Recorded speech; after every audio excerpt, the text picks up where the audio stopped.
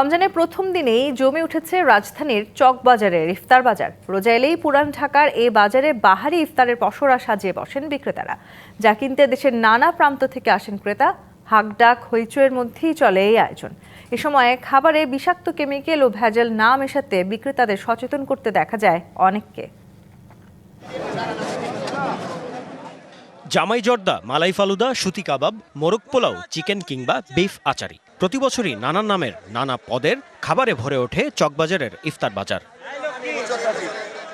রমজান এলেই এসব জানা অজানা খাবারের গন্ধে মাতোয়ারা হয় পুরান ঢাকার এই স্থান।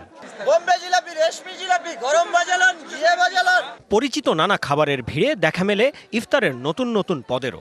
জামে খাসি নিয়ে আসছি, এখানে চকবাজারের জন্য কোয়েল নিয়ে আসছি, কবুতর নিয়ে আসছি, মুরগি আছে, তারপর আপনার বিফ টিকা আছে, চিকেন সাসলিক আছে। মাত্র তো শুরু হলো আজকে, ঠিক আছে, এটা কালকে বোঝা যাবে, কালকে শুক্রবার। চিকেন আচারে, এটা বিফ আচারে, বিফ গরু বাচ্চা তারা করে রয়েছে, আমরা এখন করতেছি, এগুলা ভালো আইটেম।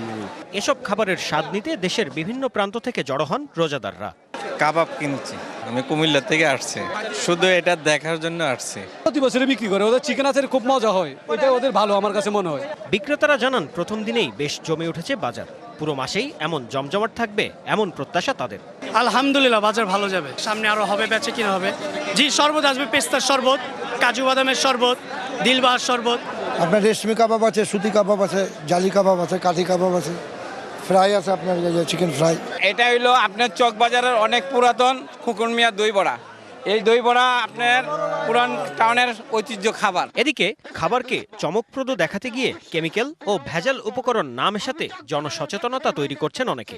চকবাজার ঐতিহ্যবাহী ইফতারের বাজার, এখানে কোনো ভেজালকারীদের স্থান নাই।